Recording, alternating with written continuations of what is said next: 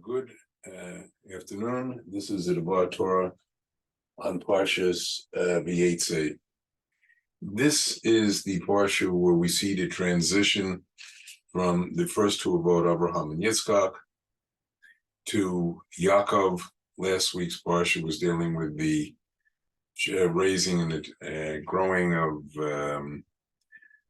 Esav and Yaakov. This week's parsha is dealing with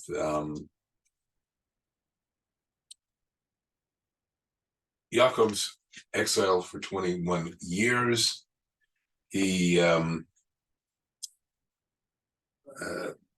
to leave because of Esav's anger. Some say he was deprived of all of his goods because when Esav ordered his son to kill him. But what happened was he took all of his property, Eliphaz, and that was the same as being robbed. Because one is bereft of all its goods, as if in some ways they are dead. So we can tell Esav that Yaakov went to Moriah, and there he slept that night on what's eventually going to be the Temple Mount. And he where the Beis Hamikdash is, and he had prophetic visions. He then goes on to where Laban, he meets Rachel, wants to marry her. He works 7 years for her, for Laban. Then the night of the wedding, he switches. He switches Leah for Rachel. And then he's very upset. She is, he's very upset when he finds the switch. I'll have more to say about that shortly. And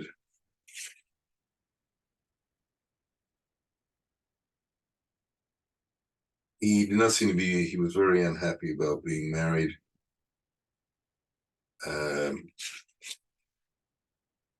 To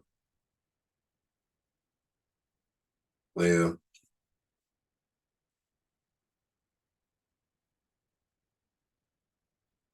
So he gave the week of Sheva Brachah celebration with her, and she also came with he also gave the maidservant, which is actually a daughter, half-sister of Leah.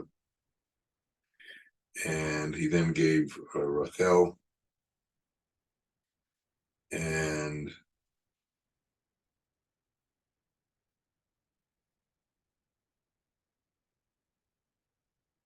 it says he hated Leah. He didn't actually hate her, but loved her less. And he then went to God blessed her, and Rachel remained barren, unable to have conceive a child. Well, Leah wound up having first 4 tribes. There were 12 tribes that was known by prophetic vision by Bilhah, Zilpah, the maidservants, and who became Yaakov's wives also, and Leah and Rachel. And it then goes on to describe how the 11 of the 12 tribes were born, and also Dinah at that point. After Yosef was born, the 11th son, the first one by Rachel. Yaakov wanted to go home. Laban asked him to stay. He named his wages. Despite all of the manipulations and changing of deals, Hashem helped him, and he wound up acquiring great wealth in sheep and slaves and all other kinds of things, servants. And then he wants to flee, and he does flee. Laban catches up with him. Hashem appears to him. Laban at night says, don't you either bless him or curse him. The cursing we understand, but why the blessing? Because the blessing of a rush of an evil person does damage. He blessed Rivka, his sister, to have children.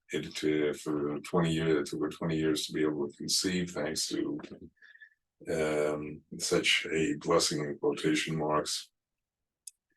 And finally, he is coming back to after Laban and he made peace. Goes, Laban goes back to his ways.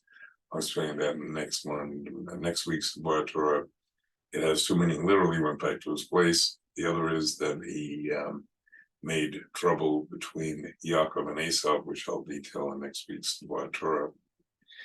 And that is the portion. Now, what I would like to focus on, much attention has been paid to the Avot, to Esau, and to Ishmael for that matter. This time I'd like to focus on women, especially Rachel and Leah. And I'd like to focus on two verses.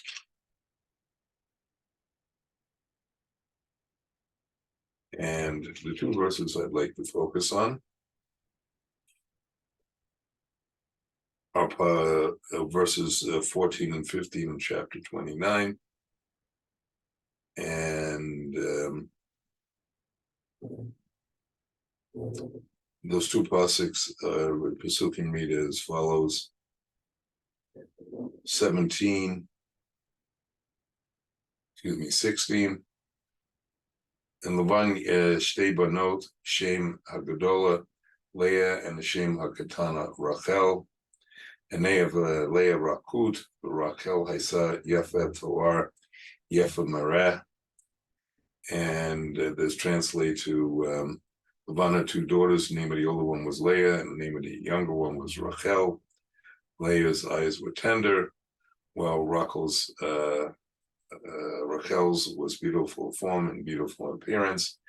Now, the first question on these verses, of course, is what are we talking about? The Torah is not going to be just talking about physical beauty. That's question number one I'd like to deal with. So what is being talked about?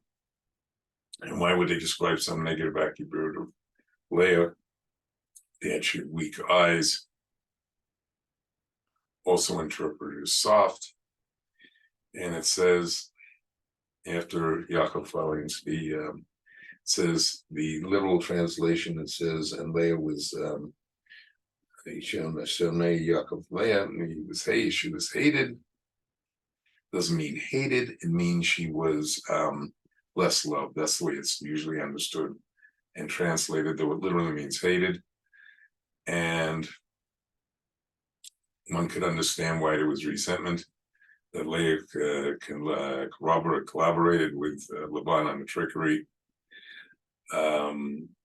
However, it said elsewhere that if Yaakov had met Leah first without the trickery, he would have realized that she was the perfect wife for him. Now it says in the Chumash, he loved Rachel and serving for her 7 years, like a few days, because of his love for her. Then on the other hand, we say that Leah would have made the ideal wife. And we see later on that Rachel dies on the road to Beit Lechem. And you now have Kever Rachel. She was not buried in the with the Avot and Sarah and Rivka. That honor went to Leah, so to speak. And the question is, again, why do we have this dichotomy? We seem to have contradictions. And if Rachel was more loved, why wasn't she buried in the cave of Machpelah instead of Leah? Why isn't Leah have her tomb elsewhere? Anyway, now, also, there's an interesting thing brought in Shar Pesukim. There's a question. How was Yaakov deceived the wedding night? And after the wedding feast, and explained that Rachel and Yaakov devised signals to make sure Lavan didn't pull some kind of switch, because he was suspicious of that from the beginning, because he very specified Rachel, the younger daughter, when he talked to Lavan for his wages, where he worked the 7 years. And then explains that at the beginning, and I emphasize only at the beginning of the wedding night, after the wedding feast, Rachel was under the bed long enough to give Yaakov the identifying signal, so he thought he was with her. She obviously left after that, and that's why. Now, why did, first of all, Rachel do that? Because she realized that by Nevuah, prophecy, that tribes had to come. There's going to be 12 children, and some of the tribes had to come from Leah. So that's why she gave it beyond a normal stated reason that she didn't want to embarrass her sister. Leah later pays it back in a parsha because after she was given more than a share of 6, blessed by Hashem with 6 children, Zilpah Bilhan had 4, 2 each. That's another 4. That's 10. That only left 2 for Rachel. And interestingly enough, after it lists all the sons Leah had, it then says, and she gave birth to Dinah. Now, in all the other times, it says in the Parsha, at least with Leah and Rachel, that they conceived and they gave birth. Now with Leah, why? Because she knew that if she was carrying a boy, and Leah and Rachel was carrying a girl, which means she would have been embarrassed, less tribes than the Shifkas, the maidservants, Bila and so forth. Therefore, she prayed, and there's 2 understandings. One, that the babies changed gender. That's one understanding. The other is that, because this is the first case in the sense of surrogate motherhood, the baby switched places. This is all in the Gemara Nida 31b. Either way, that occurred because she also had Nevuah. However, even though there looks from the outside there was a rivalry, Rachel and Leah did help each other. Now, going back to these 2, and there was an incident that again is explained with her being under the bed, that is brought in Sharp Pesukim. Another question it states, well, Leah was higher because she was on the bed, and Rachel was under the bed. Now, the Arizal wouldn't be bringing that just to give us a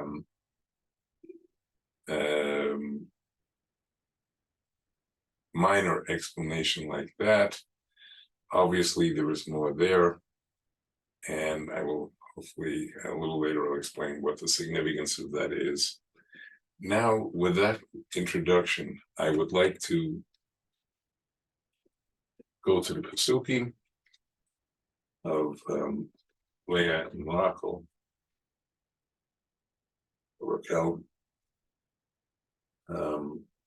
and it explains that she had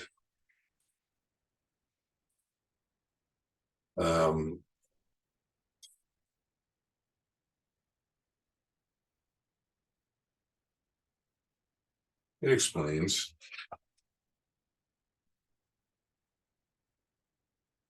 that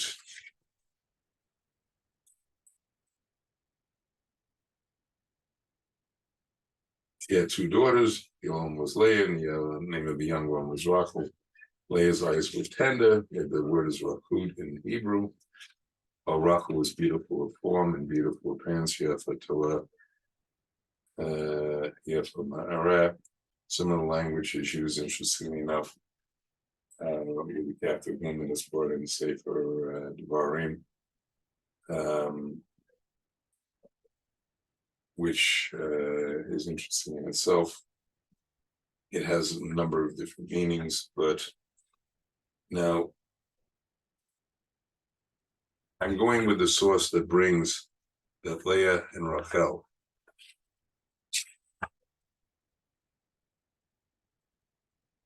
twins, with Leah being the older one, in other words, getting first in birth order when they got born, and Rachel being the two, and the maidservants, according to Pirkei Rabbi Elazar, were Lavan's daughters, but by a shifkot, concubines, and were treated servants. They were, well, Rachel and Leah were daughters of his wife, Walder and Bilhah and Zilpah. There's a source for that. Now, there are a number of meanings. Oh, yes, and they were older in, that was in the physical sense, in the actual birth order. In terms of conception, it was Rachel, and then Leah, in that order. Now we see from that that that is very similar to Esau and Yaakov, who were also twins. Esau was born first, Yaakov was born second, was holding on to his heel, in fact. Yet, looking at it the other way around, so therefore, Leah was thought that she was going to be married to Yaakov, to Esau, the firstborn, and Rachel was going to be born married to Yaakov. Therefore, she cried, according to some descriptions. This is why she had weak or soft eyes, so many tears when she prayed that she wouldn't have to marry Esau, that she, according to one version, her eyelashes fell out from the crying, and that's why her eyes were weak. In any event, so why should she have been born on a deep? Why should she have been married to Esau? On a deeper level, what was the original partnership supposed to be with Yaakov and Esau? Yaakov was supposed to be the spiritual one in the tents, like Yisachar, his son, and the one doing the business and the trade and being more involved with the world was going to be, in more physical aspects, was like Esau, like Zebulun, again, another son of Yaakov. And however, Yaakov received those brachos for the material things from Yitzchak, because he ultimately realized that Esau was a rasha, and therefore he had both aspects. Therefore, Leah did not have to marry Esau because Esau was out of it, and she represented the more materialistic, physical side, so to speak. Now, that raises yet another contradiction, because we're going to say later that Leah, as I explained, that Leah is the more spiritual one. Yet, so how can she be materialistic, be more outgoing in some ways, to the point where it said Dinah went out to see the land in next week's parsha, which is going to create all kinds of problems. And yet, they said she took after her mother that way. She was trying to go out to see the young women of the surrounding population to try to bring them to a belief in one God. We wound up ending tragically. In any event, that seems very descriptive, different from the description later. I'm going to explain that a little later.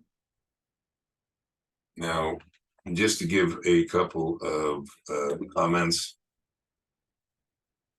Now, Leah can mean, from the root Lamed Aleph Hey, meaning wearied. And what was she wearied from? From all that constant crying that we talked about. However, another explanation that's given, it's an abbreviated form of Malaya. Malay, full signification is full of knowledge and wisdom. And the name of the older one was Rachel. Now that has a number of meanings. The word means sheep, and that's because she was so skilled as a shepherd.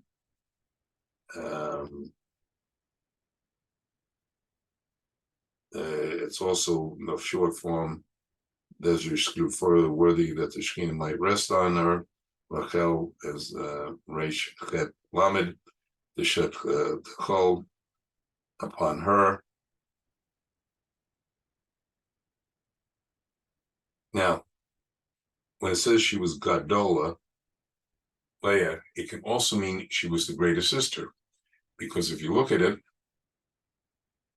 who descended from her through Levi and Yehuda was the Kohanim, Moshe Rabbeinu, Aaron the Kohanim, and the Mashiach will be coming from David, Rachel. She had smaller gifts. Her children were, her child Yosef. Well, first of all, he represents the first Mashiach that will, before Mashiach, when David, Mashiach, when Yosef will bring in the tribes, and he will be in gathering of the Jews, and then he will die over living water. That's an explanation for another week. And then we say that Leah, so Rachel only had that, and her son Benjamin only ruled for a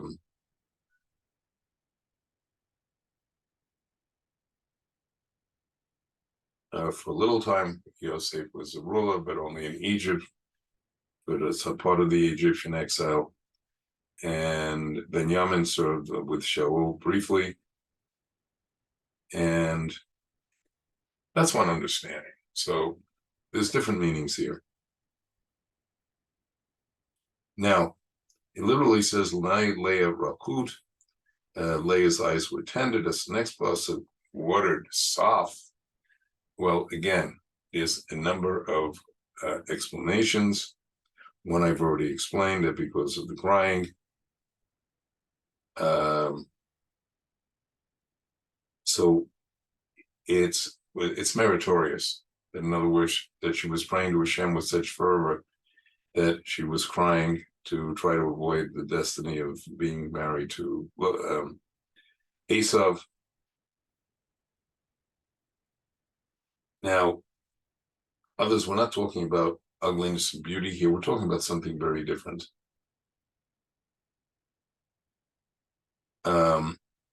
When it says that her eyes were soft, that implies she had Ruach HaKodesh, Ruach El, she had Ruach HaKodesh.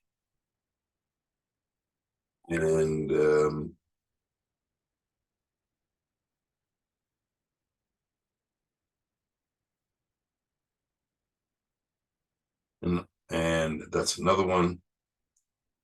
And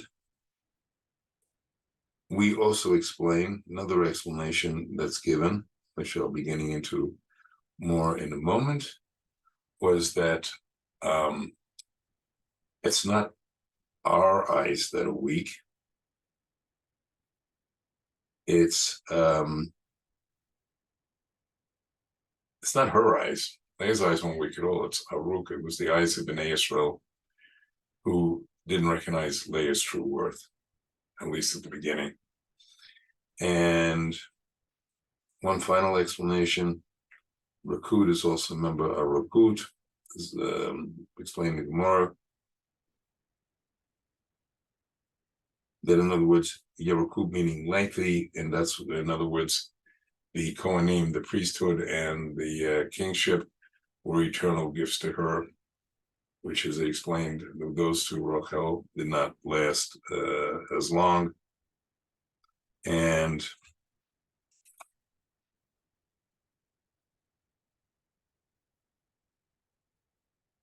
another meaning of it can be that she did actually have beautiful eyes.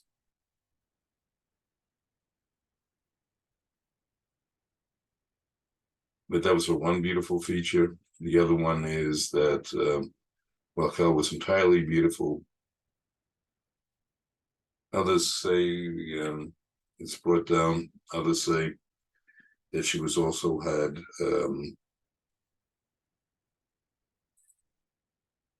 not just beautiful features, she had a radiant appearance.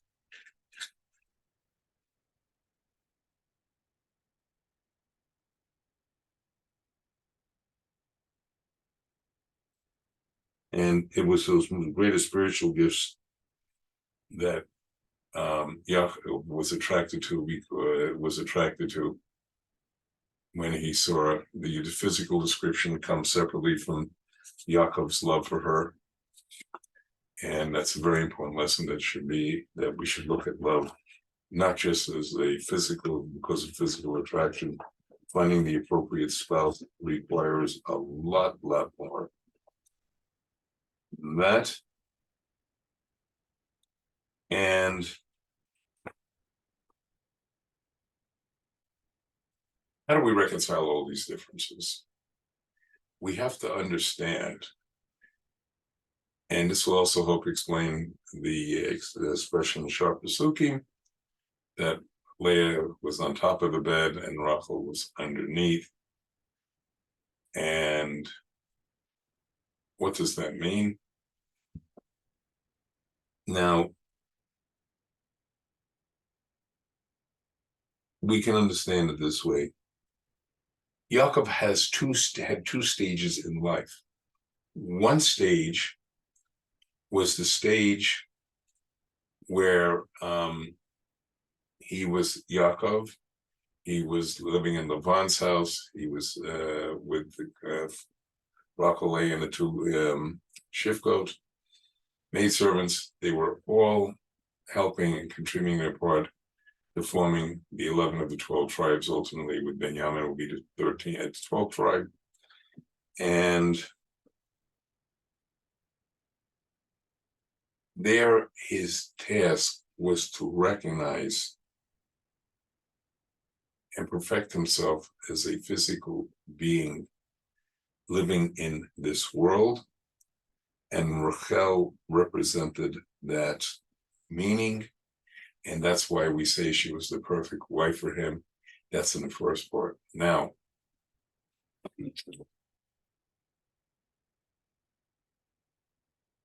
we then look at Leah. She represents what's called the eternal Jew, the Pintel Yid. Every Jew has it within them, to the point at the end of days, the 10 tribes who have been exiled for thousands of years, we don't even know who they are now, will come back because they have that. And many Jews who, unfortunately, were not always keeping Torah mitzvahs, when it came to sanctifying Hashem's name rather than converting to another religion, they were willing to sacrifice their lives rather than give in. And it's also interesting, we see in next week's Parsha, Vayishlach, Rachel's going to die, and then Leah becomes the primary wife. Now, we taking that, so Leah, even though for initial days, we talk more about the fact that she had certain attractions to more day-to-day gashmiut, materialistic things. By the time she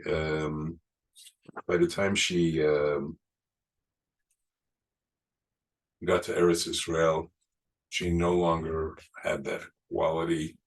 She was very spiritual. She represented the Kedusha, the spark of holiness. And that matches Israel, because the next week's Parsha, after he wrestles with the angel, he says, you're no longer going to be called Yaakov, you're going to be called Israel, which is a higher, much more spiritual,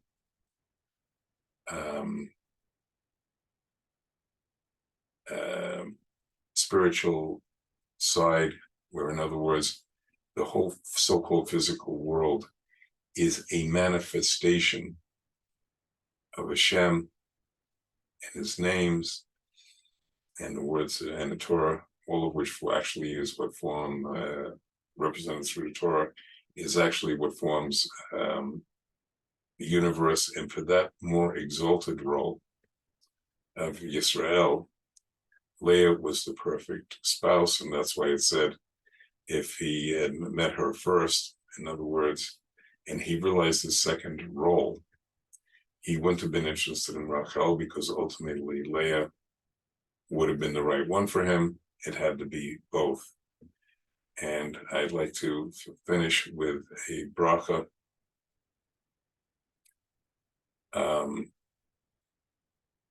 Here say that may the men who are hearing this truly appreciate their wives, daughters, granddaughters, and realize their worth and how important and significant they are. And to the women I give a bracha, they should receive that proper recognition. And together we should, with that, strengthen ourselves and reap the ultimate redemption. Good Shabbos and Shabbat Shalom.